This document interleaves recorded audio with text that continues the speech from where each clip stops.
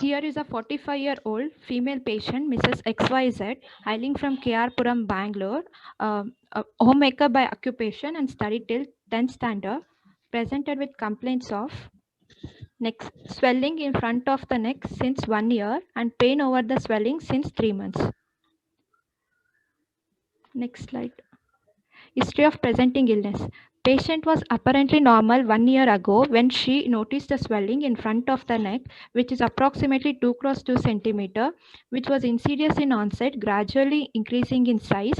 But since last 4 months, she noticed that swelling has rapidly increased in size to a present size of about 12 cross 8 centimeter. Swelling is associated with pain in the neck since 3 months, which is dull aching type all over the swelling, present throughout the day, and no aggravating and relieving factors found. Next slide. Patient also complains of breathlessness and hoarseness of voice since 2 months, and there is no history of difficulty in swallowing, no history of orthopnea and PND. She also had unintentional weight loss and loss of appetite. Unintentional weight loss of 8 kgs in past 2 months, and she also complains of loss of appetite. There is no history suggestive of hyperthyroid or hypothyroid symptoms. There is no history of any other swellings in the neck or anywhere else in the body. No history of bone pain, cough, and hemoptysis. Past history. There is no history of asthma, TB, epilepsy. Patient is not a known case of diabetes mellitus or hypertension. No history of radiation exposure in the head and neck and chest region. No history of any drug intake. No history of any previous surgeries in the neck. Family history. No history of thyroid swellings among the family members and in neighborhood. No history of familial cancers. Personal history: diet mixed, appetite decreased, sleep normal, bowel and bladder regular, no habits of chewing or smoking tobacco, and no alcohol consumption. And there is no she also doesn't take any brassica family vegetables, sir. Menstrual history: she attained menarche at the age of 14 years, regular cycles of about 30 days, menstrual flow 4 to 5 days, moderate menstrual flow, last menstrual period 2 weeks back. Next slide. Summary: a 45-year-old female presented with swelling in front of the neck since 1 year, which has rapidly increased in size and associated with pain. Clinically in euthyroid state with symptoms of compression present and history of significant weight loss present. Hello, Anything sir. is missed, somebody can add up.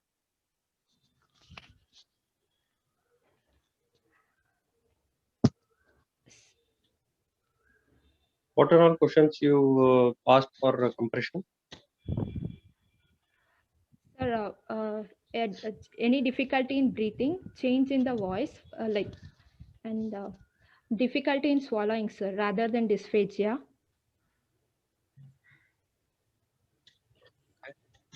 Hello? Yeah, tell me.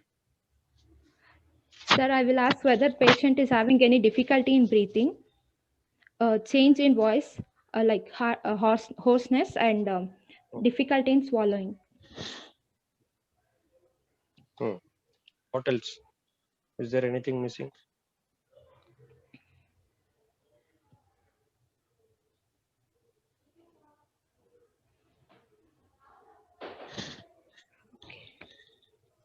Anybody?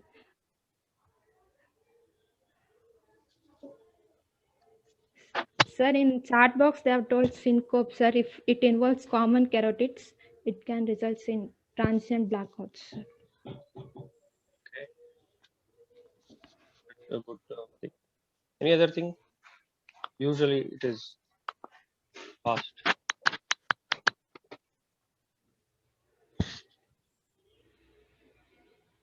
Don't know. Correct. Because Horner syndrome. Okay, sir. Yeah. So what are the questions you'll ask for Horner syndrome? Sir, patient will be having enophthalmos, meiosis, and loss of sweating on the same side, sir, and ptosis will be there, sir. Akshata, no? Yes, sir. Yeah. Kata, see, will you ask, means what was my question? My question was, what will you ask the patient? Will you ask the patient that you got Horner or meiosis and ophthalmos? Right? What will be your question? Did you get my Difficulty point? in vision. Yeah, Difficulty correct. in vision and maybe loss of sweating we can ask on forehead. Yeah. And Because usually this question is usually asked in exam. Somehow you will tell anhidrosis, anophthalmos, what else? meiosis. Tos. Yeah, meiosis, pseudotosis. Tosis. Yeah. Then what else is there in a Horner syndrome? Loss of ciliospinal reflex. Yeah, loss of ciliospinal reflex is there. So what questions will you ask for patient? You cannot ask a ciliospinal reflex, is it not? What is ciliospinal reflex? Can anybody tell?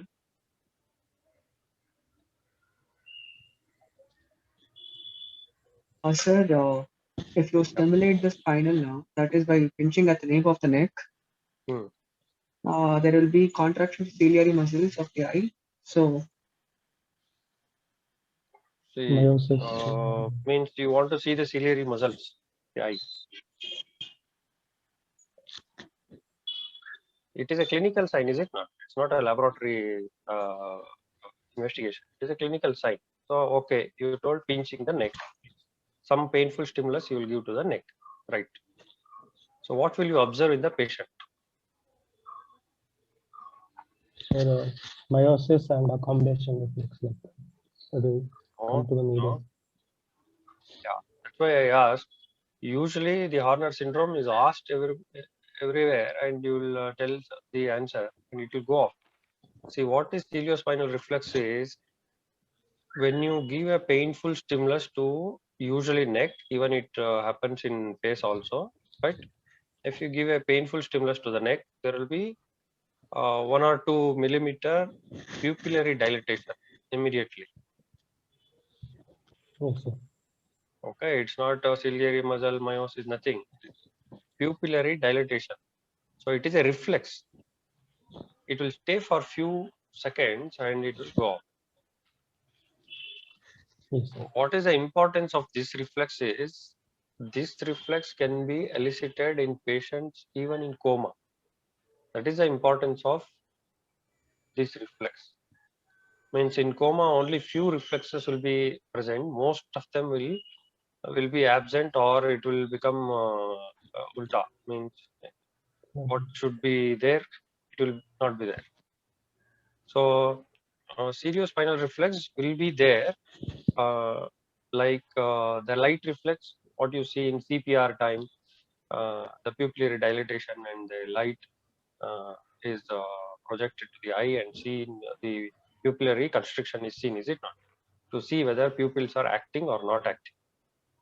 So when the patient is not reacting to light, then you are telling the patient is not reacting to the light, or it is a sign of brain death. So next immediate reflex which will come back to the patient is ciliospinal. That is the importance of this reflex. It is not a clinical complaint, but you should know what is the reflex, because everywhere you will tell that there is loss of ciliospinal reflex. What is the reflex? This is the reflex. Okay. Yes, sir. Having said that, you should also know that it there is one condition, means these are the questions which are asked in the last part of your viva to see how depth or how intelligent the patient as the student is prepared. Okay, there Yes, is sir. loss of ciliospinal reflex in Horner syndrome because of sympathetic chain involvement by malignancy or usually it is in malignancy. There is one more condition where the ciliospinal reflex is lost. Okay, that is propofol. Propofol is a common drug which is used in anesthesia. So while giving general anesthesia, it is used for deep sedation. So if the patient is on propofol or a anesthetized patient, if you check for ciliospinal reflex, it will not be there. So other than that, only Horner syndrome is the condition where this reflex is lost. Yes, Okay, sir. and there are some conditions where this ciliospinal reflex is exaggerated. Like the pupillary dilatation should stay for 1 or 2 seconds. It might stay for longer time, means, or it will not go off, like it will be there for a few minutes, or it should dilate only 1 to 2 millimeters, and the dilatation might be little more than that, more than what is expected. That is also there. So if that is asked, the answer should be patients with cluster headache and barbiturate induced anesthesia or poisoning, barbiturate poisoning patients who are in coma, they will have exaggerated reflex. Okay, there are some false ciliospinal reflex also, like there is third nerve palsy, optic nerve involvement is there. It might not be true, the whatever reflex you are seeing. Then midbrain compression because optic radiation and all those are involved. And overall intracranial tension is intracranial pressure is more, like in any case of trauma or meningioma or anything like that. It might not be true, means it might be erroneous. Those things you should keep. So loss two conditions, exaggerated two conditions, and watch out for three conditions. Okay.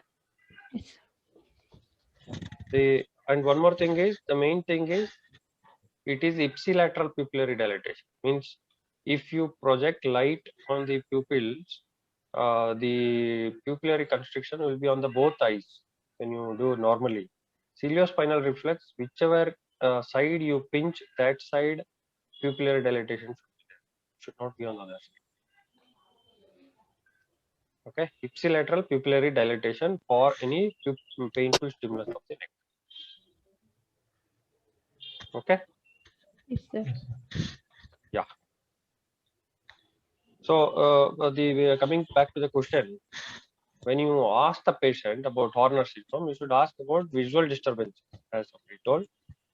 Then loss of sweating in some areas, usually head and neck areas, because the sympathetic chain involvement is there, and he might notice.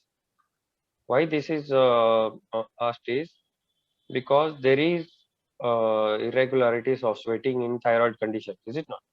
Yes, sir. Excessive sweating or sometimes dry skin is there. But in Horner syndrome also it is there. So it might be a little confusing, but before the patient gets confused, we should know what exactly we are eliciting. Means even if you are not aware of these things, even if patient comes with Horner syndrome, unless a staff or a PG or somebody who tells that this is a Horner syndrome, you will not be diagnosing Horner syndrome even the patient sits in front of you and talk for hours. Okay. Yes, sir. So the idea is you should pick up the signs and come to a diagnosis. Somebody tells a diagnosis and you make the same diagnosis, there is no point. Okay. So the questions you should know when you are asking. That is why I discourage students telling um, there is no history of hyper or hypothyroidism. Is commonly, means even the current slide what you have projected showing no history suggestive of hyper or hypothyroidism. So whenever you write in the case sheet that this particular line, if you write 100%, the next question will be what are the history suggestive of hyper or hypothyroidism. Okay, so you should not write like that. Means if a PG writes, it's still fine. UGs, I always tell, till you pass, you should not do, should not draw conclusion. Means this is history. You are just entering the case. You should not draw any conclusions for that. Okay, sir. Okay. Yes, sir. Yes, Yeah. sir. So the idea is you should present the case as a neck swelling, max, neck swelling. Yes, sir. Because in the history only, if you tell everything hypo, I know that you are only dealing with thyroid. Is it not?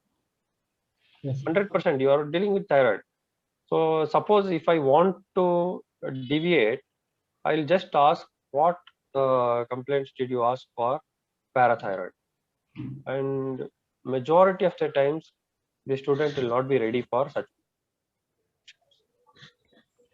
Okay. Yes, sir. So one or two questions if I ask about lymph node or parathyroid or some diverticulum, something like that. So just deviation, one or two questions. Usually your flow of thoughts will get derailed. That is when you start making more and more mistakes. Okay. Yes, sir. So what questions you are asking, intention you should know. You should not draw in the inference over the case sheet. That should be open question. Means you should ask. There is no history of that. This. Means suppose all hyperthyroid symptoms. You are going on writing and you will ask and you are going on telling. The examiner will ask. See, if you start telling there is no history of increased sweating, there is no history of palpitation, there is no history of something like that. 2 or 3 history, I will ask immediately for what you are asking all this. Then you are telling I am ruling out hyperthyroid. That is still good. If you ask, if you tell no history suggestive of hyperthyroidism, I will tell what are the things you ask. Okay. So let us do one small exercise. What are the things you ask for hyperthyroid? Sir, patient will be having whether she's having weight loss in spite of having good appetite, Okay. and whether she's having excessive sweating, menstrual problems, sir, amenorrhea or oligomenorrhea. And in primary thyrotoxicosis, she will be having more of CNS symptoms like tremors in the hand or tremors in the tongue. Insomnia will be there. Patient will be irritable. In secondary thyrotoxicosis, more of severe symptoms, sir. So I will ask her whether she's having any palpitations or chest pain, dyspnea on exertion. That's what. See, now only I told you I will do a small exercise. So just now I asked what are the things you ask for hyperthyroid. So you should ask complaints regarding hyperthyroidism. So suddenly you went off to theory, primary thyrotoxicosis, secondary thyrotoxicosis. See, what was the case? It is a case of neck swelling. Okay. Yes, sir. So suddenly already you went off to secondary thyrotoxicosis. Means there is goiter and there is goiter secondary to something else and that symptom and it is toxic. You already gone to that level. So usually this happens.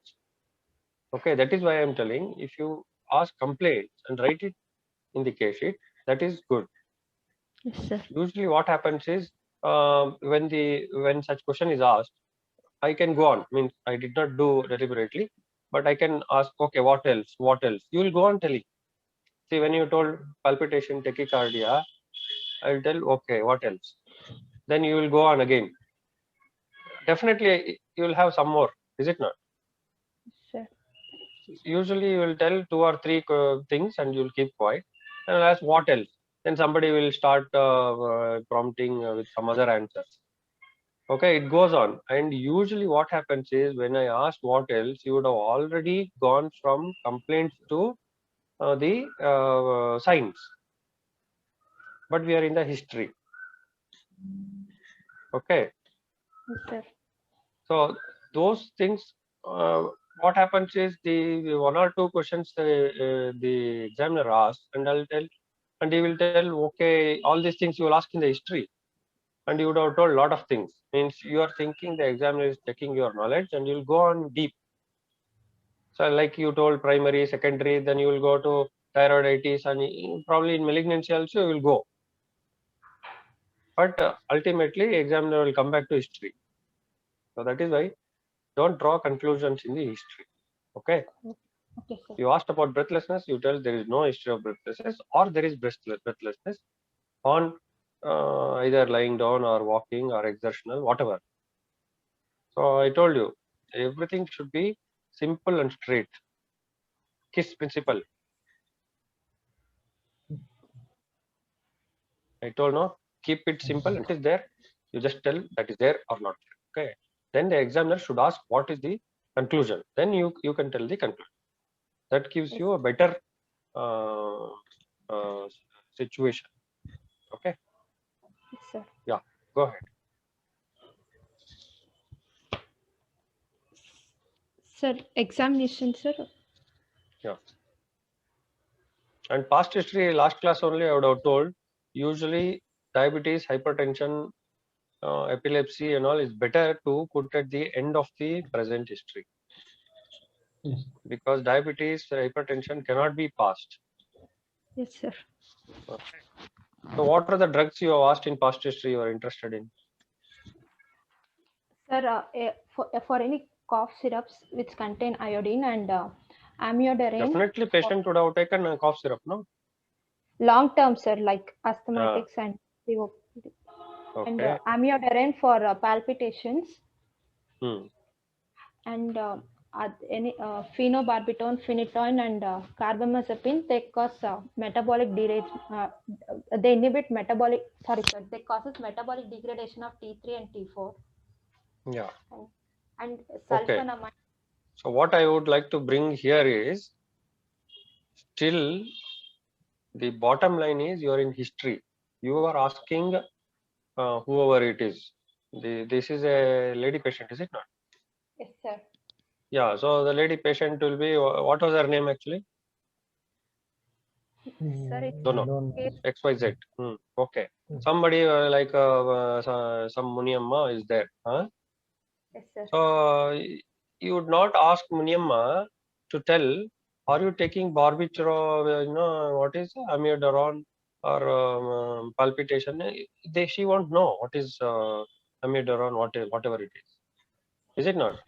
Yes, sir. So suppose you want to ask any drug index, so you will ask any long-term tablets or injections or whatever she is taking or not. If she tells yes, then you should ask what are the symptoms, what are the complaints for which she is taking these medications. Based on that, you should tell that probably because of this condition, probably the drug is this. That is how the drug history is taken. Yes, sir. You got my point? Yes, sir. Yeah, question is asked and you will tell. See, like what are the drugs means, you will tell one list of drugs will be there and some people will make some mnemonic, all those things are there. It's fine. But you are not asking Dr. Sunil. You are asking Muniamma. Okay. The question should be related to patient. The discussion is fine. So you should know, like, see, amiodarone is a cardiovascular system drug. So you should ask for at least, you should be knowing that she would have had some breathing difficulty or early exertional dyspnea or some shock or dizziness, for which she has gone and done some investigations like some echocardiogram, ECG and all, and she has been prescribed this drug. So even if she does not know what is the name of the drug, you can guess. Or if the patient has got the drug with them, with tablets with them, you can always ask all the questions and ask her to show the drugs, and you can put it in the case sheet that she's been taken these drugs for some years or months, and she showed me and I have written this, and you can write. Okay. Yes, sir. Yeah. So history of radiation exposure you have put. How many radiations are you taking as significant? Sir, I don't know X-ray, exact. X-ray, no, sir. CT scan, Sir, minimum of 50 to 70 rats is. 70 rad. Yes, Is what? sir. See, everything here also. The question is posed by me, but you should pose the question to Muniamma. Keep Muniamma. Yes, sir. Yeah. If you ask Munyamma, have you got radiation exposure? She will only nod her head and neck. Is it? Yes, sir. So, can anybody tell what you're really wanting to know in this particular question? Sir, like if she had any lymphoma, sir, Hodgkin lymphoma in childhood, or earlier they used to give radiations for even tonsillitis and any hemangiomas. Correct. So that could lead to malignancy in later in life, sir. So I asked that history and even environmental exposures. Environmental radiation exposure is not really related to thyroid malignancies. Here you are looking for high dose radiation. So that's why I gave a clue that it is CT scan or X-ray. They are all of diagnostic radiation exposure. So they won't give you any malignance related issues. As you told, childhood exposure. Why that particular word childhood exposure is given? Earlier they used to use in childhood because of tonsillitis was very common and they used to give. So that word has still got stuck there. But nowadays anyway, everybody knows that tonsillitis is not treated by radiotherapy. Is it not? Yes, sir. So why that particular word childhood is used is thyroid malignancy is having a very indolent course. Usually, I keep telling if a curse is there on you that you have to take a cancer, you should choose thyroid cancer. Means you are compelled to. If God comes and tell you have to take a cancer, there is no choice. Your choice should be thyroid cancer. Okay, so thyroid cancer is very slow growing, means extremely slow growing unless it is an undifferentiated variety. Usually papillary, very slow growing tumors. Recurrence is very low. Even if the recurrence is there, it will be after a very long time, and it is usually good cure rate is there, and follow up is good. Okay, so this particular radiation, if it is exposed before 10 years, means today the radiation exposure is there, tomorrow or next month or next year thyroid cancer will not come, even if the exposed part is neck. It takes 5 to 10 years. So 10 years is the lockdown period for radiation exposure related head and neck cancer. Okay, that is why they tell thyroid malignancy, thyroid malignancy. The same question you should not ask for a 60 or 70-year-old patient. Okay, why this question has got stuck there only is majority of the thyroid disorders, what is the age group? Sir, from teenage Thyroid to disorder, yeah, it starts from teenage. So you can still take 20 years as a standpoint. 20 to 40 years age group is having high number of thyroid disorders, usually benign, but whatever it is, all the thyroid swellings if you take, they all fall into this category, 20 to 40. Okay, so that is why the question was childhood exposure, because 10 years back, that is childhood. If you ask the same question for a 80-year or 90-year lady, childhood exposure, it is like 70 years and later. So it will not carry any value, the question. So your idea is to elicit a history of radiation at least 10 years back. Okay. Yeah. So what familial cancers you are interested in here? sir, medullary thyroid carcinoma and Cowden syndrome, sir, they will have breast cancer, thyroid cancer, and hematomatic lesions due to PTEN mutations. Okay. This also again you should not ask ನಿಮ್ಮ ತಂದೆಗೆ thyroid cancer ಇತ್ತಾ ತಾಯಿಗಿತ್ತಾ ಅಕ್ಕಗಿತ್ತಾ. These are not the proper questions you should ask. First, yes, number one, you should ask any neck swellings were there or any thyroid cancers were there in the family. Yes, but you should also ask any other cancers in the family. As you rightly told, these cancers can be associated with other cancers like breast, brain, colon, stomach. Is it not? Yes, sir. So it is associated with many cancers. Like last class also I would have told, there is something called P53, which is not really related to one type of cancer. It can be associated with any type of cancer. So you should also ask any cancer related deaths in the family. Okay? Yeah, go ahead.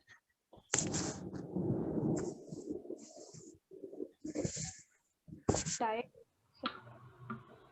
She's having mixed diet, appetite is decreased, sleep normal, bowel and bladder regular, and no history of no habits of taking or chewing tobacco, sir.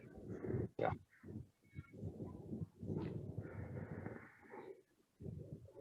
Yeah, Menstrual this is history. completed, no? Yes, Go sir. ahead. Summary. A 45-year-old female presented with swelling in front of the neck since 1 year, which has rapidly increased in size and associated with pain. Clinically, in euthyroid state with symptoms of compression, and there is history of significant weight loss, sir. What are the symptoms of compression present here? Sir, breathlessness and hoarseness of voice, sir. Okay. Hoarseness of voice is fine. Breathlessness, at this point, I would not recommend you to tell as a compression symptom. See, anatomically, just imagine if you cut the neck, thyroid is sitting over the trachea. Yes, sir. Trachea is a C-shaped cartilage, and behind means the posterior part of the trachea is not having cartilage, is it not? Yes, sir. It's having a membranous, fibromembranous extension, is it not? Behind that, you have the esophagus. Okay, so dyspnea, dysphagia, you should not put in the same bracket. Dysphagia means for the thyroid to compress the esophagus, it is virtually impossible for a thyroid swelling to compress the esophagus because it is not sitting on the esophagus.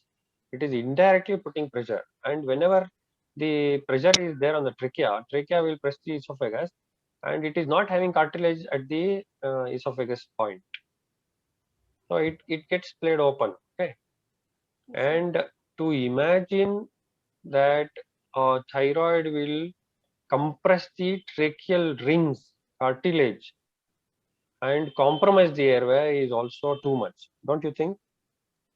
Yes, sir. Yes. So what should be the early sign of a compression of trachea?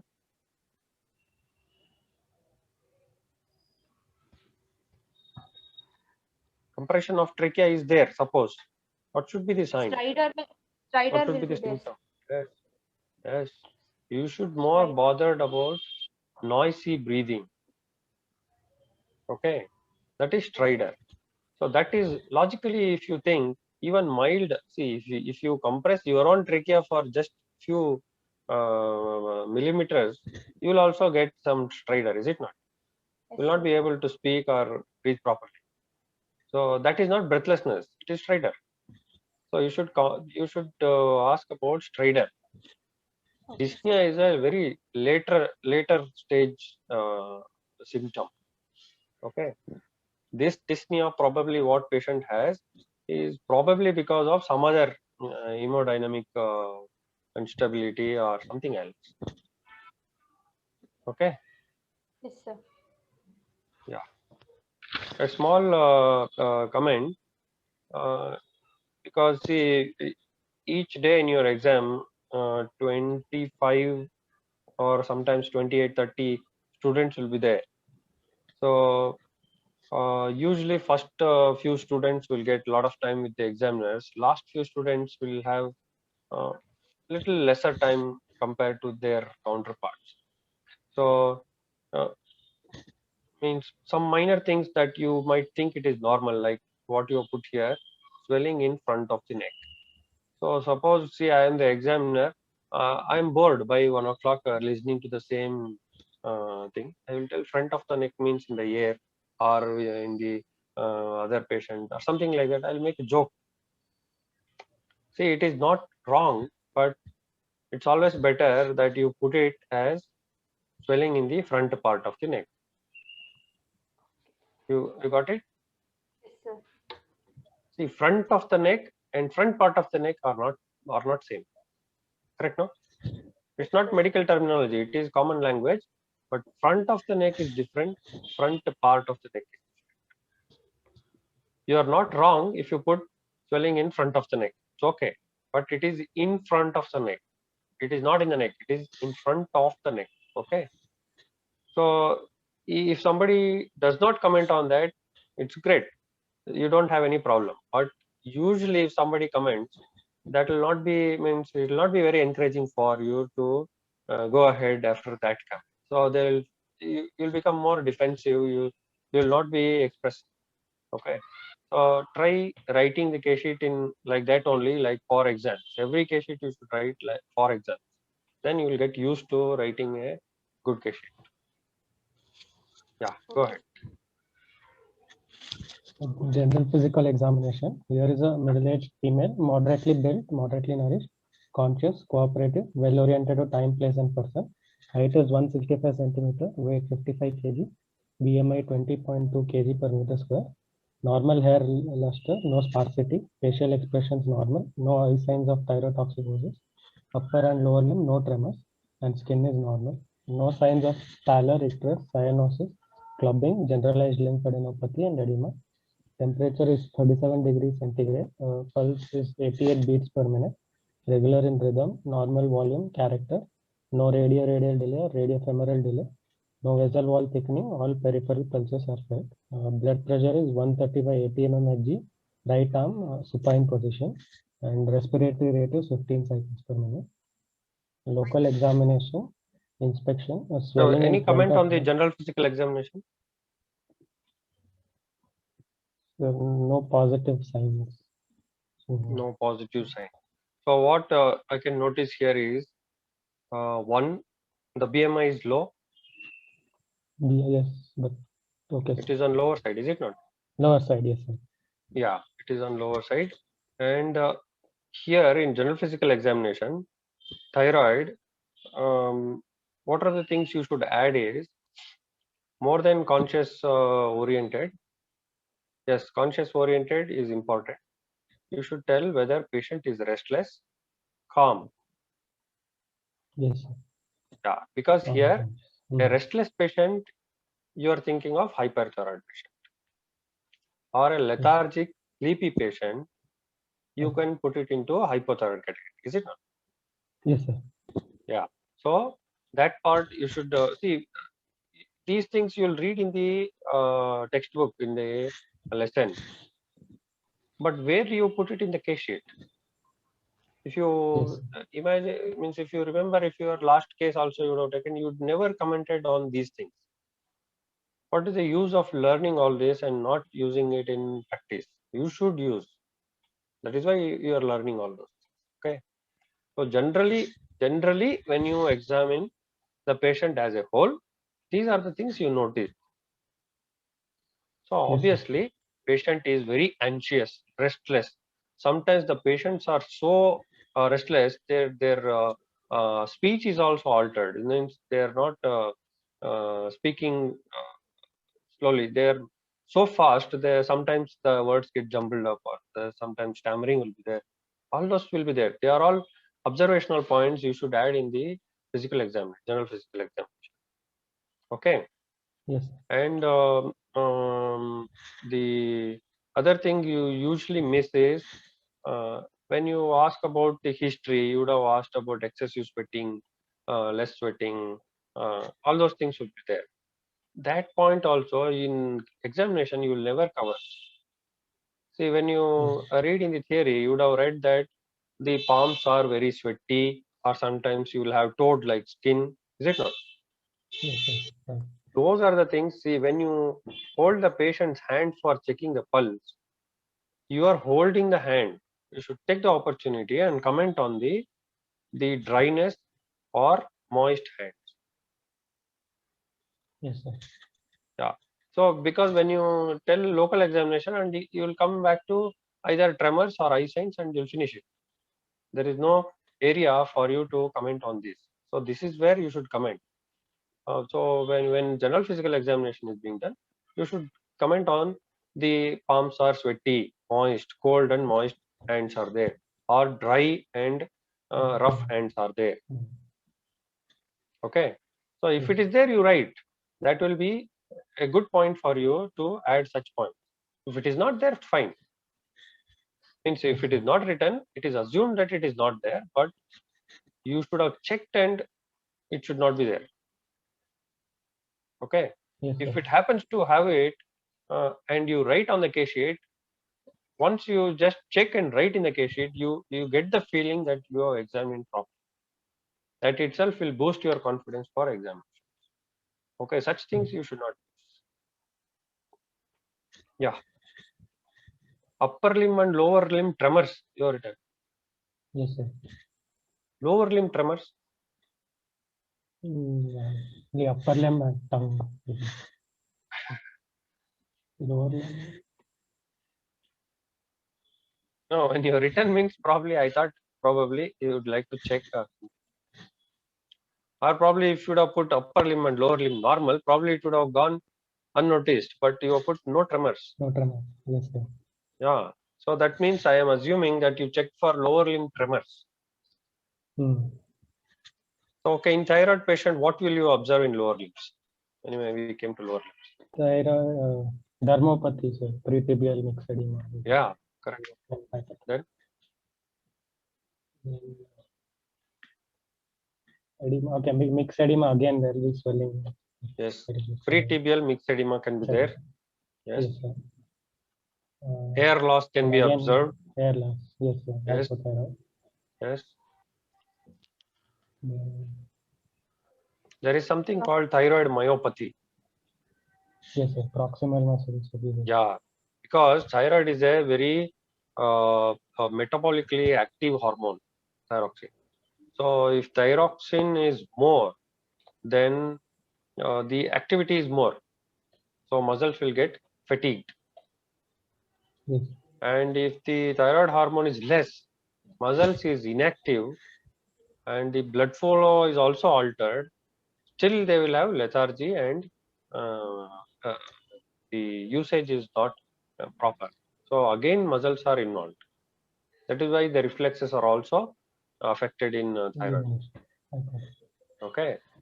So the lower limbs, you have commented. It's good that you commented. So I was expecting those things, but you put no tremors. So that's wrong. Yes. Okay. So where do you see for tremors? Tongue and upper limb, like distal limbs, the palm or the fingers. Yeah, fingers. How will you check for? So we'll ask them to fully extend the elbow and keep the fingers wide apart, and Okay. we'll notice for fine tremors. Like if there's No. movement. How? And in Like tongue, like yes, sir. the palm upwards, downwards. Palm, yeah, extended. Wrist also is extended upwards. Means you would Down. like to keep the palm facing upwards or Yeah, downwards? sir. Extended upwards. Actually, it is ulta. Okay. You should pronate. Okay. Pronate with extend. Yes, right. Yeah. So why pronation? Why we should ask the patient to pronate the hands, not supinate? What happens if you supinate and check for tremors?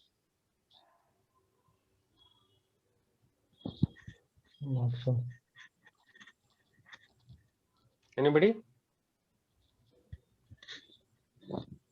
You should ask the patient to extend the elbows, wrist, everything in extension, and pronate. That means the palms are facing ground.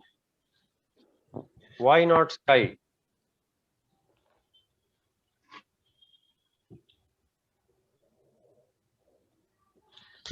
Sir, maybe on supination, there might be activation of the forearm flexors that will stabilize the fingers, Yeah, sir. correct. So here the flexors are more stronger compared to extensors. So that amount of extra strength you would want to cancel it. So that's why we keep the flexors down so that it is not acting. Okay. Yes. Yeah. Okay, go ahead.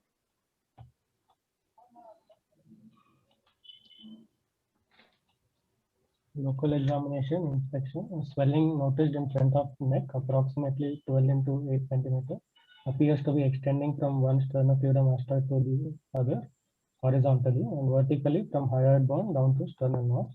I didn't get your name. Sorry. Akshay, sir. Akshay.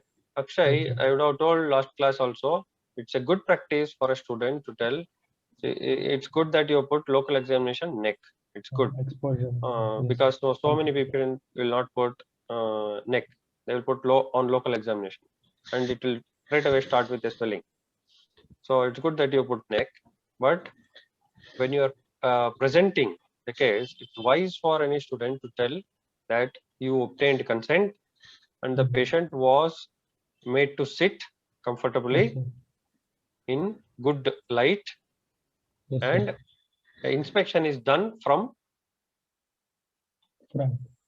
front. Yes.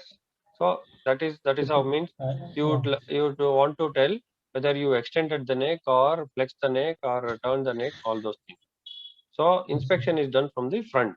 Palpation is done from the back of the patient. Yes, you should stand back of the patient. Yeah. Okay.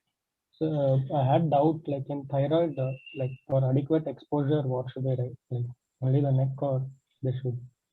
Nothing. For inspection, patient should be either in the normal normal anatomical position without any flexion or extension. For good exposure, you can slightly extend the neck so that you can see better. Okay. Like no need to Because remove like till breast or umbilicus and all that. nothing. No. Suprasternal notch should be seen. Okay. And only for seeing the chest wall, later you will comment on the chest wall, is it not? Yes, sir. No dilated veins over the chest wall or face. There is a terminology which is used in the end. So there you can just ask the patient to expose some part of the chest wall to see. That is for retrosternal extension. Yes. Okay, because usually it is exposed, but you should comment that neck is adequately exposed. That is a wise thing to tell, because there are some community issues, like there are some religions where they use scarf all around the neck and the head, or patient might be a Muslim patient wearing a burqa. So those things you should tell that you adequately expose the neck. Yes. Yeah. So here again, the swelling is not in the front of the neck. So here you already have come to examination. It's wise for you to use anterior part of the neck. Okay. Okay. It moves with deglutition and does not move with protrusion of tongue. Position of trachea cannot be seen. Skin over swelling appears normal. No dilated veins over swelling. No scars, sinuses, no other swelling seen. And palpation, no local rise of temperature, no tenderness. Position of trachea could not be made out. Swelling in the anterior. Why could not be made out? So, like, it's too big, so we couldn't see. The Only swelling to 8 dot. Only to 8 is okay.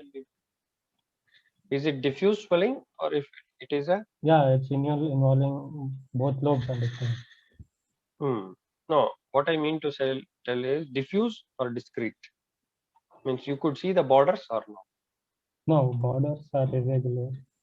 Like This patient is a virtual patient, or you actually examined? Case scenario, sir. We made it from case. Oh, yes.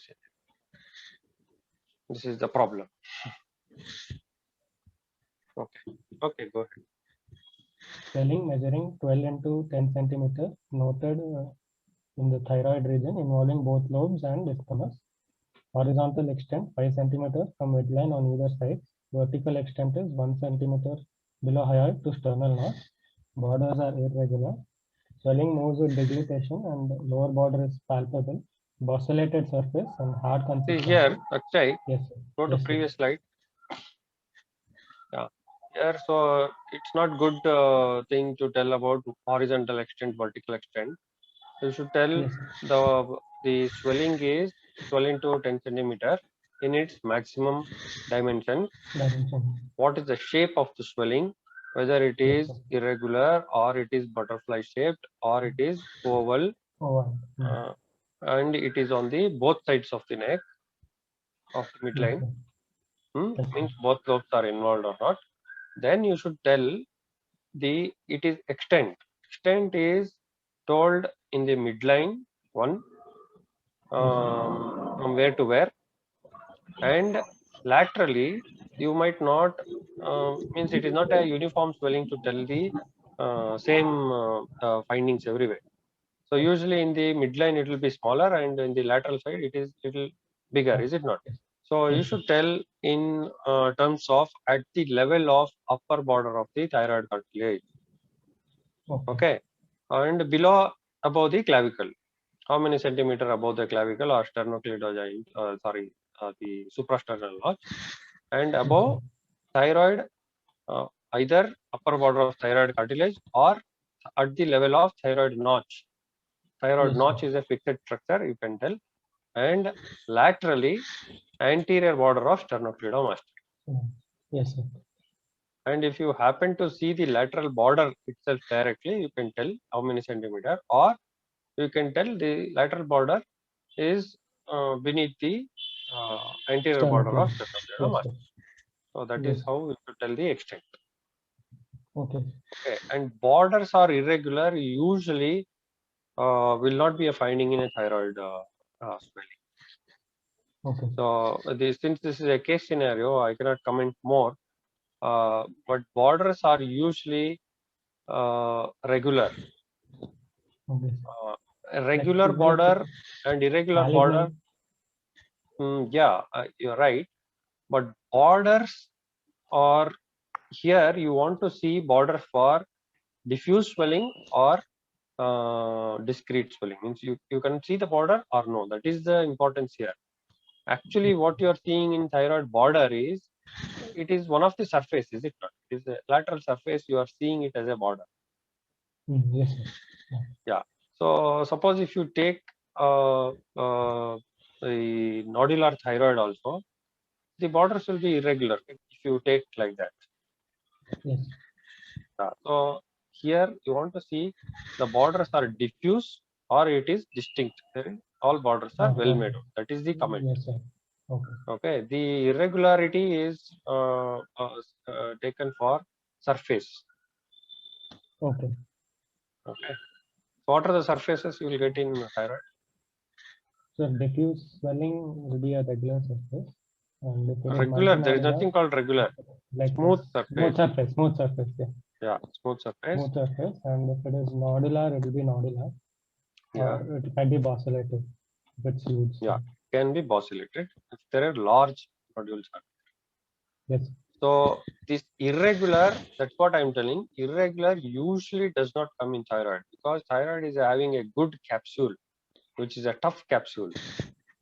And you'll know that thyroid malignancies also usually will not come out of that capsule. Yes, sir. It's a very strong capsule. Thyroid capsule is a strong capsule. Yes, sir. And the deep fascia is there, which is blend. If you know, the neck has a deep fascia, so many fascias are there, including the muscle fascia, the deep fascia, the alar fascia, pretracheal fascia, prevertebral, all are extension of the same fascia. So they're all strong fascia. So usually it will not come out of that fascia to create a irregular surface. So what here you want to tell is surface is nodular. Sometimes some nodules are bigger, some nodules are smaller. So that will come variable or irregular surface. Yes, sir. Okay. So Usually that is not the case in thyroid. So borders are not well made out, as you're right. Yeah. So I don't know. This is a case scenario, so I don't know. So here you want to see whether borders are well made out or could not be made. That is in favor of diffuse goiter. Yes. Yeah. Swelling moves with deglutition and lower border is palpable and ocellated surface, hard consistency, no fixity to skin, deep to deep cervical fascia, and no palpable cervical lymph nodes, and carotid pulse is not palpable. Okay, here one point I would like to add.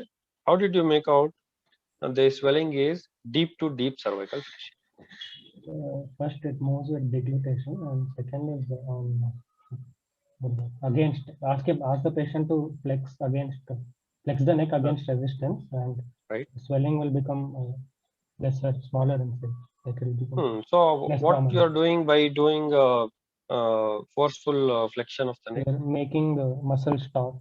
Like, yeah, so you're making muscle taut and you're telling yes, deep to deep cervical fascia.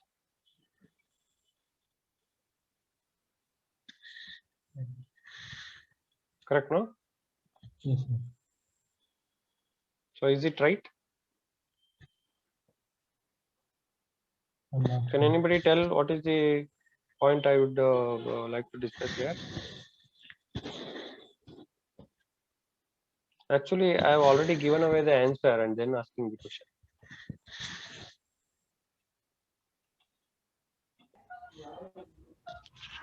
See, Sir, just now I deep- told, yeah, go ahead. Sir, deep cervical fascia encircles sternocleidomastoid muscle, sir. When you ask patient to flex the chin against the resistance, muscles goes for contraction and the fascia will be somewhat relaxed, sir. So nodule become swelling become less prominent, sir, if it is deep to deep fascia. So you are trying to tell that you are checking the muscle and indirectly commenting on the deep fascia. You are not doing anything to the deep fascia. Okay. Yes, sir. Since it is enclosing the muscle, you are indirectly telling it is deep to that or superficial to that. Okay. Yes.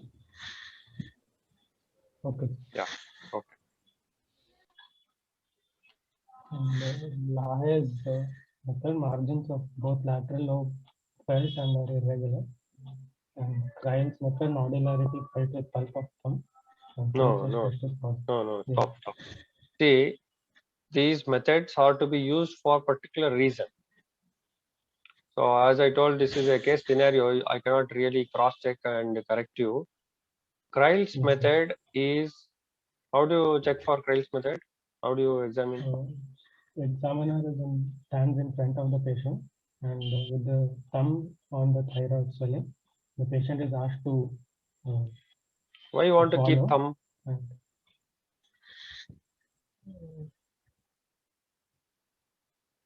Why you want to keep the thumb? To feel the nodularity, like when he swallows. No.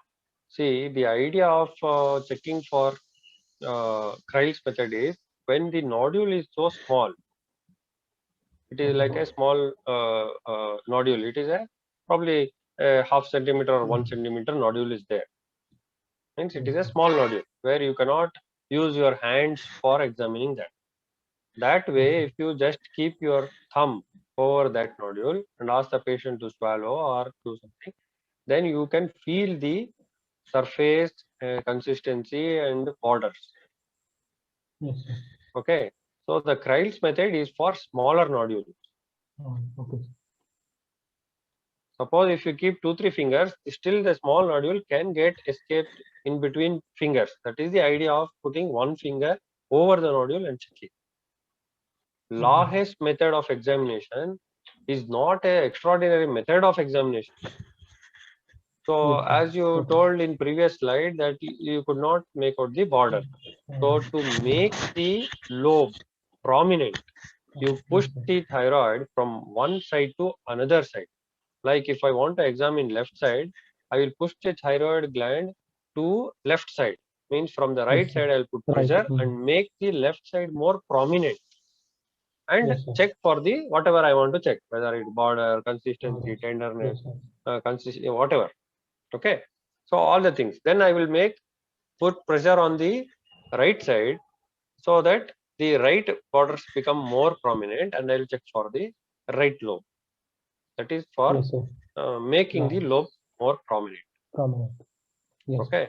You need not do all the methods all the time. If the gland itself is a large gland, there is no point making it more prominent when it is already palpable easily.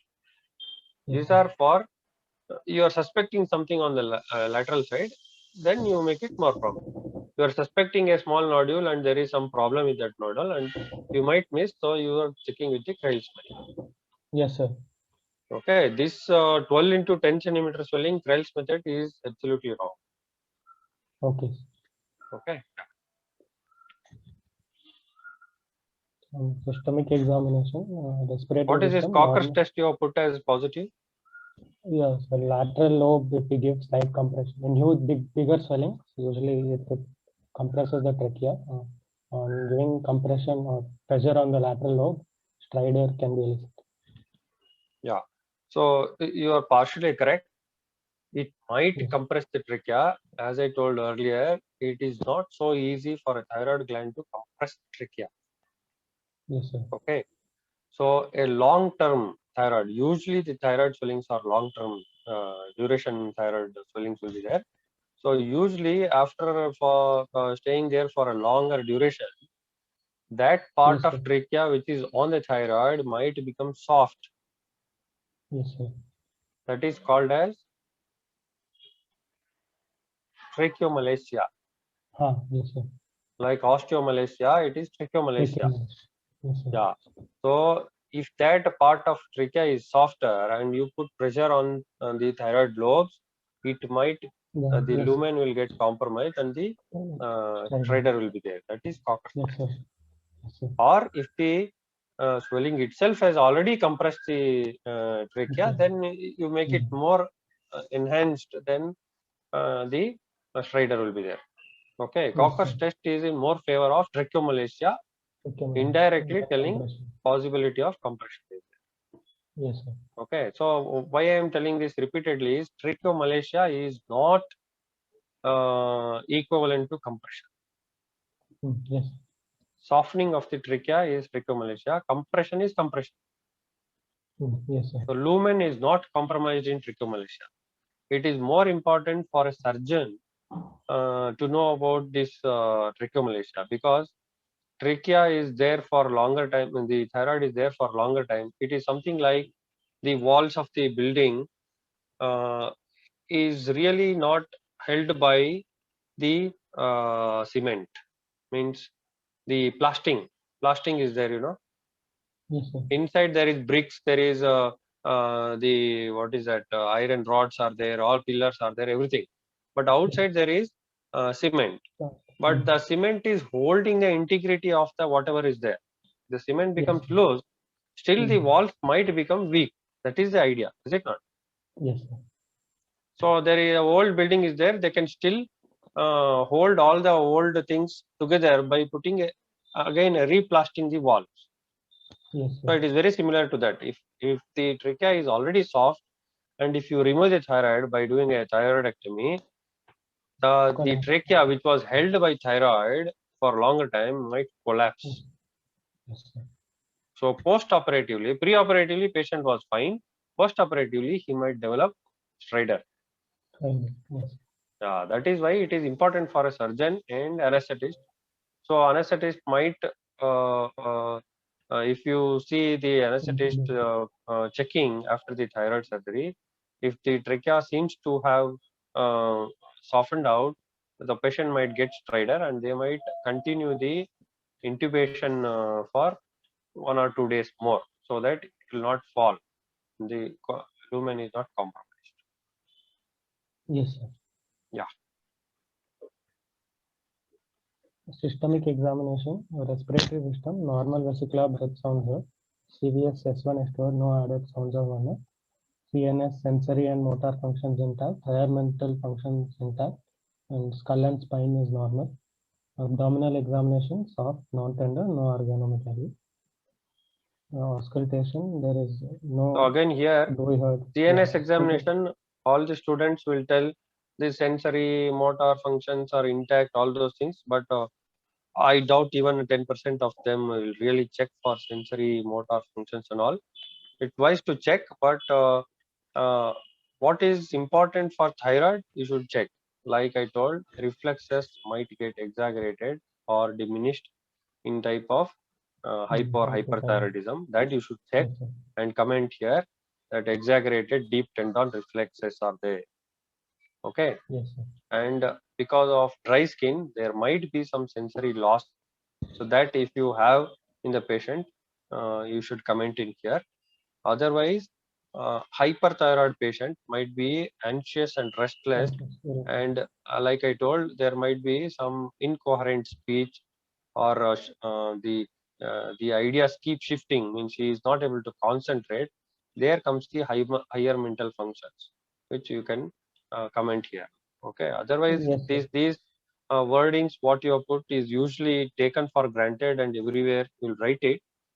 But means this might not be important in case of inguinal hernia, but still you will tell all CNS, higher mental function, everything.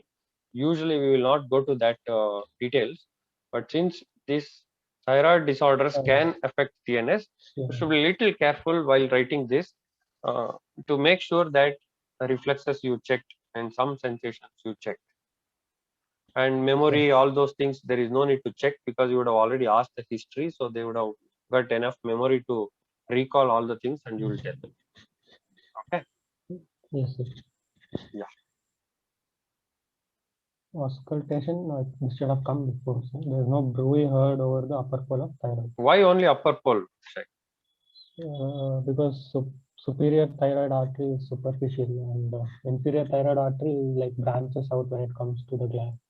So usually it will correct. be only heard. Superficial thyroid artery is little superficial when compared to inferior thyroid artery. Inferior One. thyroid artery. Two, Yes, sir.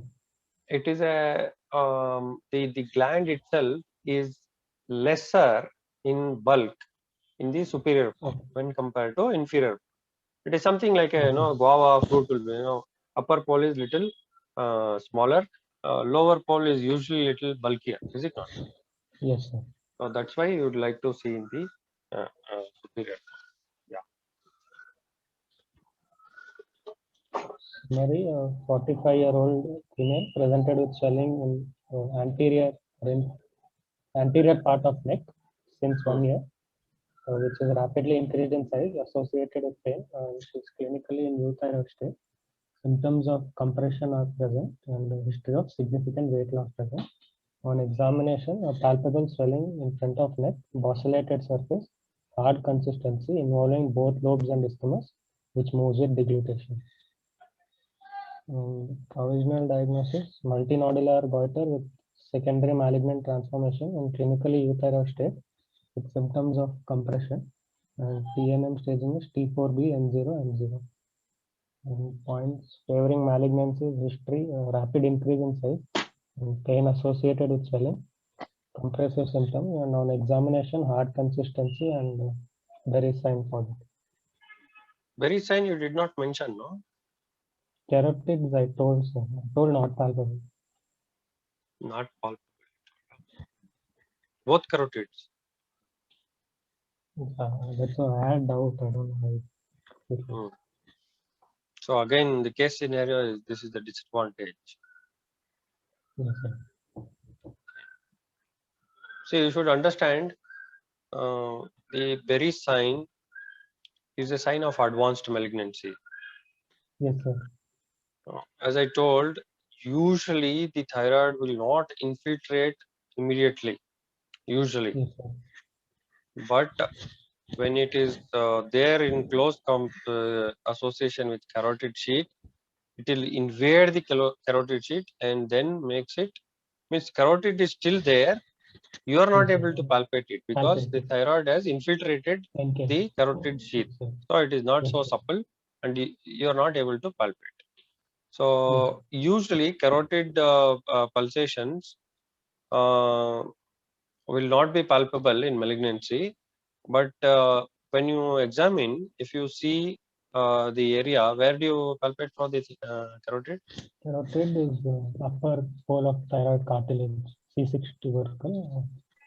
That is called as tubercle you cannot make out. Yeah, anterior border of sternocleidomastoid and upper border of thyroid cartilage. You will palpate against the tubercle of spine. Yeah, cervical spine. So which carotid you are palpating? At upper pole it divides into, so where common carotid. At You are upper pole it palpating divides the into. Yes, common sir. carotid actually. Yes, sir. Okay.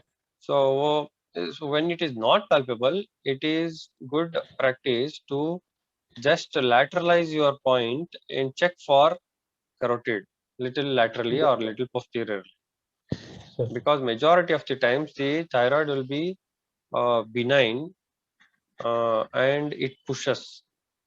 There is a saying that the adenoma pushes, carcinoma infiltrates. Yes, sir. So whatever might be the size of the thyroid, it usually does not infiltrate. It will push the carotid away. So if Yes, the sir. carotid is filled and it is not in normal position, it is good. That means it is indirectly telling it is benign. If Yes, sir. carotid is not at all palpable, like in your case, Yes, it sir. is bad that it is probably pointing the fingers to malignancy. Yeah, sir, I had doubt, like if it is not palpable, like will there, like blood supply will be decreased or it's like normal? Like you No, have no, no. presented That's with what I am CNS. telling. The clinically palpable carotid and impalpable carotid is not really related to blood supply. You are not Okay. able to palpate because it is infiltration of carotid sheath, Sheath. not the carotid, Yes, sir. Okay. not the carotid sheath. Yes, sir. Yeah. So there you cannot palpate. That's all. More than that, little higher up, you might not be able to palpate the carotid. That's why you are not really bothered. That point you are able to palpate, and that point carotid is infiltrated the sheath, so you are not able to palpate. Yes, sir.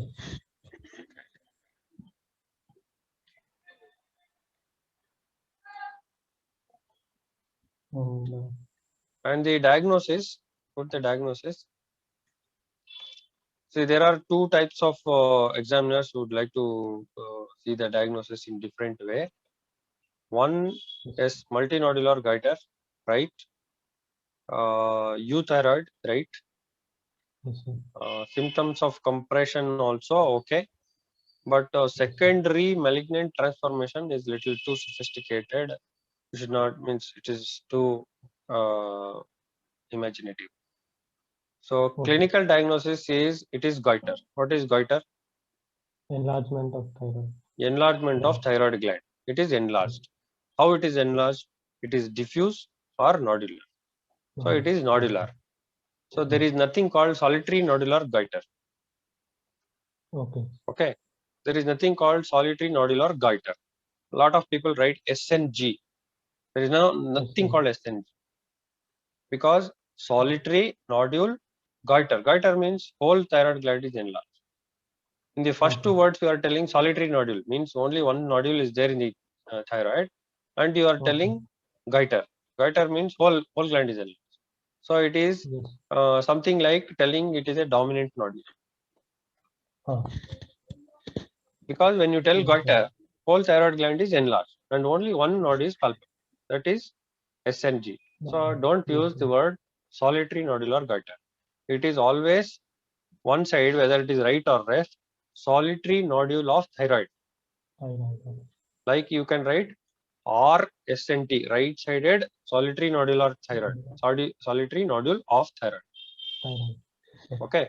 So here it is goiter and it is multinodular goiter, right? Yes, okay. Multinodular goiter in euthyroid state or hypo or hyper. Here it is euthyroid. Yes, and probably malignant.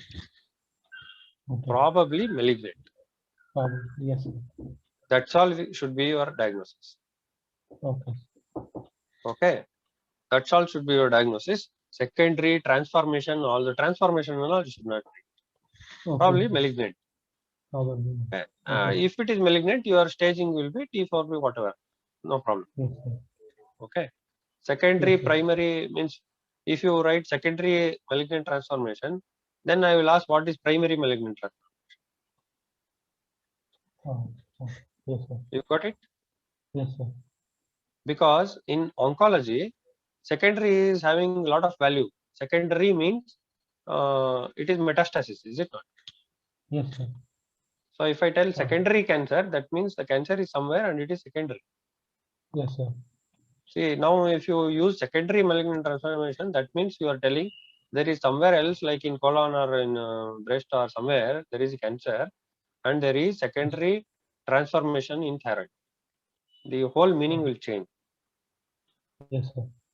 So Okay. I meant like goiter is Yeah, there. I and got then- it. I got it. No Yes, sir. problem. No, that's what. So the transformation, the process, you should not tell about the process. That is what I'm telling. Lot Yes, of sir. people use such words that it is becoming a malignant. There is nothing like that. So are you married or not? There is nothing called, marrying today, tomorrow, nothing like that. You are a boy or a girl. Nothing in between. Okay. Yes, sir. So it is malignant or not? See, already you are guessing. You are telling only provisional diagnosis. It's not a perfect diagnosis. It's Yes, not a sir. final diagnosis. It is a provisional diagnosis. Provisionally, you are telling that it might be malignant. That's all. Why are you Yes, sir. unnecessarily going into probably transforming, going from here to there? Adela, you should not tell. Okay. Okay. So one is multinodular goiter, euthyroid state, probably malignant. Over. Okay. Okay. Another group of examiners are there. They will go in slightly different way. The same diagnosis, but they will ask, what is your anatomical diagnosis? So anatomical diagnosis is thyroid. Thyroid. Okay. So why they will ask like that? Because for each word they will ask justification. So anatomical diagnosis is thyroid. So thyroid, you should give justification. Why it is thyroid, not lymph node or a diverticulum thing. So you should tell it is the position, then consistency, then the surface, moves with deglutition, everything. Yes, sir. Okay. Then what is the pathological diagnosis, or what is the physiology? Means how active it is or inactive. Means it is euthyroid, hyperthyroid, or hypothyroid. Yes, sir. Then what is the pathology? Pathology is benign, inflammatory, infection, or malignant. Yes, sir. Okay. So Yes, sir. that type of questions will ask you to justify each word by word. Usually, if you tell multinodular goiter, euthyroid, and malignant, such question will not be asked, and you will have to justify your wording. Yes, sir. Okay. Usually, if your diagnosis is wrong, or you are confused totally, or in between you have changed your findings while the examiner is asking questions, you have changed your finding. You have written something and you have changed. So that is the situation where they will ask, okay, now anatomically what is your diagnosis? Because obviously by that time examiner has proved you that your diagnosis is wrong. Yes. Okay. So ideally you should aim for your diagnosis and you should explain. That is good. If you are being asked what is your anatomical diagnosis and pathology, all that, it is in line with your diagnosis, it's good. Yes, If sir. examiner only is leading you to there, then probably you should be a little careful because you have done some mistakes. That is your indirect conclusion. Okay. Yes, sir. So here there is no doubt. Anybody has doubt in at a diagnosis level or any tests? No, sir. Yeah, no doubt. Okay, what type of malignancy are you thinking of? So since it is multinodular goiter, it usually transforms into follicular carcinoma. And solitary Okay. nodule is usually to pathology. So in this, I would like to consider follicular or maybe anaplastic. Or maybe Anaplastic carcinoma. anaplastic. Why anaplastic? Rapid increase or due Rapid to increase. infiltration of recurrent levels. Maybe. Okay. But the history itself is 1 year, no? Yes, sir. So rapid increase since 4 months. Okay. So anaplastic is usually not the diagnosis. diagnosis for UGs. Usually it will not totally progressing and it's very bad, and usually it will not come to you. Yes, sir. Inevitably, if you tell papillary carcinoma, most of the times you will be correct. Yes, sir. Okay, because now it usually, how does the papillary carcinoma spread? Lymphatic more common than hematologic. Yeah, lymphatic common than blood, and there might be direct spread. Follicular usually is more metastatic rather Hematologic. than Yes, lymphatic. So here you are already taking voice change is there and stridor is there, all those. So if Yes, you sir. put papillary, you will be inevitably right. Okay. Yes, sir. Yeah. So follicular, if you tell there is nothing wrong, but the questions will be little of adenoma and carcinoma. That questions will be there. Papillary, if you ask, if somebody asks what are the changes, you still know. There are papillary found that this everything you know already. Yes, sir. Yeah. So micropapillary is there. What is Lindsay tumor? Sir, Lindsay's tumor is follicular variant of papillary. Yeah. See, you know till there. So follicular, your little means you know that follicular adenoma and carcinoma cannot be distinguished properly. More than that, you don't know much about follicular carcinoma, is it not? Yes, sir. Yes. Yeah. So err on the more stronger side papillary carcinoma, because both are commonly found, and papillary is more commoner than follicular. Yes, sir. Okay. Any more slides are there, or we'll just discuss Investigations and investigations? okay. Okay. So, do you think it can Yes, sir. be medullary tumor, medullary carcinoma? Maybe, but okay. Yes, sir. Possible. Yeah. So, if the question is there a probability of medullary carcinoma? Your answer should be yes. There is a probability. Yes, sir. Okay. But is it medullary carcinoma? Your answer should be not likely. Don't tell no. Not Yes. likely.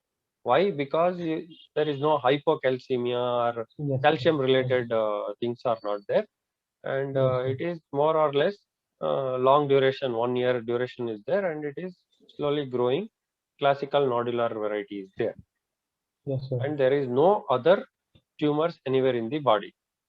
So usually medullary carcinoma is associated with so many other things like pituitary Yes, sir. tumor, pancreatic tumor, adrenal tumor, anything. Familial. Yeah. So that should be your answer. So can it be means very unlikely, but it can be there. We will rule out in the investigation. That should be your answer. Yes, sir. Okay. Anything to be discussed, you can tell. Otherwise, means we have taken a lot of time, I think. Yeah, like this one. 2 slides. Sir. Yeah. So what surgery you are planning? The total thyroidectomy, and since it is Yeah. Okay. 4B, we So can go for in prophylactic the central examination, if there the examiners are little elders, they might ask you that why don't you do subtotal thyroidectomy, more safer. Why don't you do? Okay. Yes, sir. You can tell yes I can do, but here it is malignancy. Suppose Yes, if sir. you get a benign tumor also, you can write both subtotal thyroidectomy and total thyroidectomy. Okay. And near total also one terminology is there. So whatever terminology you write, the more radical surgery if you write, the justification is easier for you. Yes. Suppose this particular patient is having only right sided nodule. Okay. Yes, And you have written as total thyroidectomy. You yes, can sir. justify doing total thyroidectomy, but if you write hemithyroidectomy, you cannot justify more. Yes, sir. Okay, so err on higher side.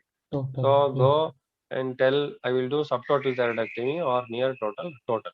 When it is malignancy, there is no sub or near nothing. It's only total thyroidectomy.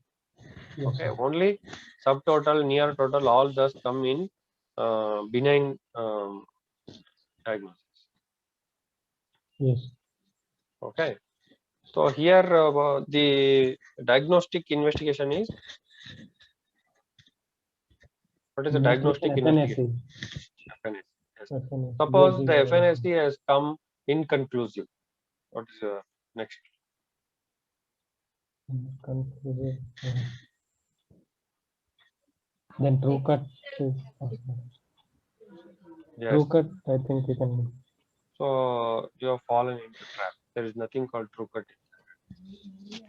Yes. So Sir. usually true cut is not done in thyroid. Why? Because it is very um, superficial organ, but it has close association with so many vital structures. Plus, it is highly vascular. Yes. Sir. Okay, so and you are not planning to excise the skin. Like if you remember the carcinoma breast, if you do true cut biopsy, that site of biopsy is also excised while doing mastectomy. So Yes, here sir. we are not excising any skin. That means the tumor can get seedling. The needle tract infiltration can be there, and that causes recurrence. So that's why true cut and all is not done in time. FNAC, if it is inconclusive, we can repeat. If it is inconclusive again, you can still repeat once. Okay. Okay, usually 3 times you can repeat, and you have to correlate with other investigations. And like I told, only follicular things is come, and clinically you are suspecting malignancy. How much our FNAC you do, it might not give you a diagnosis as follicular carcinoma. Is it not? So you can go and do a total thyroidectomy directly, or you can do on table frozen section and make sure that it is malignant and do thyroidectomy. If it is on benign side, then you can do subtotal thyroid. Yes, sir. Okay. Then yeah, FNAC gradings they might ask C1, C2, C3, or Thai 1, 2, 3. Yes, sir. So chest X-ray we have put here. Chest X-ray. Yes. PA and lateral view wrong. Chest X-ray is always PA, posterior anterior. Should have put X-ray neck. That should be AP and lateral. Okay. X-ray neck is missing here. X-ray neck should be done. Why it should be done? Tracheal compression or disease. Yeah, one already your patient is having tracheomalacal symptoms. Cocker's test is there, so you want to see how bad is the patency of the trachea. So you would like to see also what is the position of patient in surgery. Roses position. More than roses, it is reverse Trendelenburg position. Yes. So it is not supine, it is 15-degree elevation and extension of the neck. Yes, sir.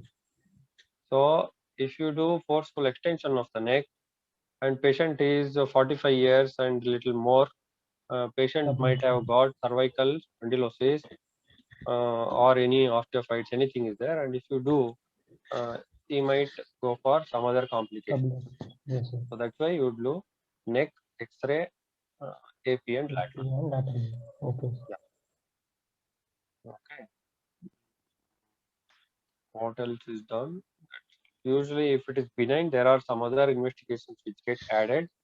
Like you do thyroid function test, which is T3, T4, TSH. Yes, sir. Along with that, if it is benign, you would also like to do what is called as anti-thyroglobulin antibodies, anti-microsomal antibodies to rule out thyroiditis. Okay. If the patient is should be closely monitored, something like in pregnant lady, lactating mother, some other drugs are other investigations like pre-T3, pre-T4, all those things so done. Okay. What is the suppose if you've done total thyroidectomy and it has come as a papillary carcinoma, what is the tumor marker for papillary carcinoma? I don't know. Anybody? How will you follow up? So we'll do whole body thyroid scan and check if there's metastasis. Whole Or body thyroid, thyroglobulin. Or thyroglobulin maybe. Serum thyroglobulin. thyroglobulin. Okay. See, what is the tumor marker is? It is TSH here. Okay. Okay. Thyroglobulin is tumor marker again. So here Yes, sir. TSH is the main follow-up investigation you would like to do. Okay. The idea of doing TSH is you should keep the TSH below 0.1, Below. 0.01. Okay. Okay. Means the TSH, the thyroxine stimulating hormone, should not Yes. be having any effect on how much even one cell is there. TSH should not stimulate that cell to produce Okay. thyroxine. If Yes, even sir. one cell is there or one lobule is there, one thyroid nodule anywhere is left, if TSH is more, it will stimulate and make it grow. That Yes, sir. amounts to recurrent. So the idea is keep the TSH as low as possible so that not recur. Okay. And you have done thyroidectomy totally, and you will do thyroglobulin assay as a tumor marker. So Yes. if thyroglobulin is there, that means some thyroid is there. So if thyroglobulin is not there, then you have removed all the thyroid. And after 6 months or something, thyroglobulin, some amount is there. That means there is some recurrence or Yes, there sir. is some ectopic thyroid. Yes, sir. Okay, that is the idea. So TSH and thyroglobulin are the follow-up investigations you are very inclined to do. TSH should be kept. That's why earlier only I told it's a good cancer. So even if it is the thyroid cancer is there and is taken out, you can just keep the thyroid stimulating hormone to a lowest by using a common drug which is thyroxine. Yes, sir. So 150 microgram to 200 microgram should be enough for keeping the TSH to the minimum. Yes, sir. So it can be still controlled. Though the chances of recurrence are there, still it is controlled very well. Okay. Yes, sir. Any other things?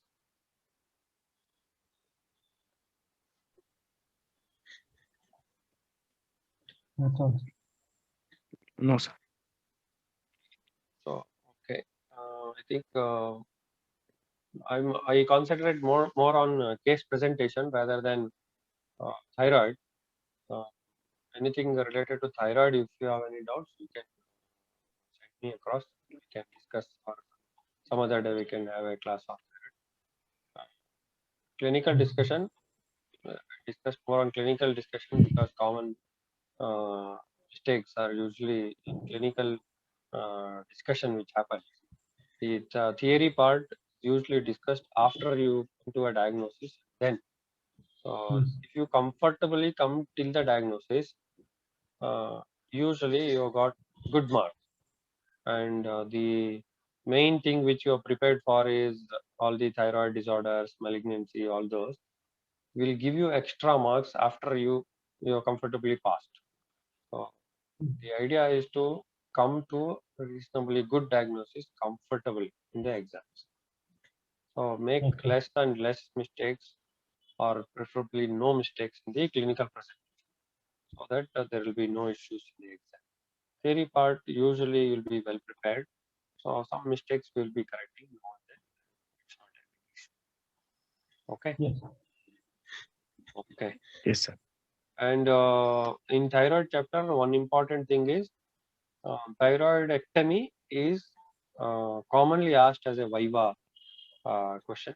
Steps of thyroidectomy, and there is something called pedagogy, which many examiners will be very particular. Some examiners don't want to do. Some examiners don't know what to do.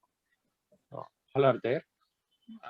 Pedagogy is just giving you a topic and you talking impromptu, just without any much preparation.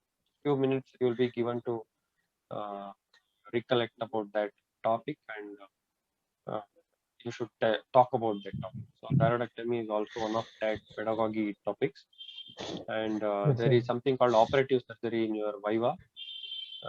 Thyroidectomy will be inevitably in one of the cheats. So you should know Okay. stepwise thyroidectomy. Okay. Yes, sir. Yes, sir. Okay. Fine.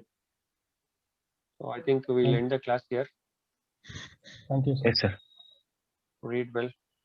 Hopefully we'll see soon the physical clinical examinations.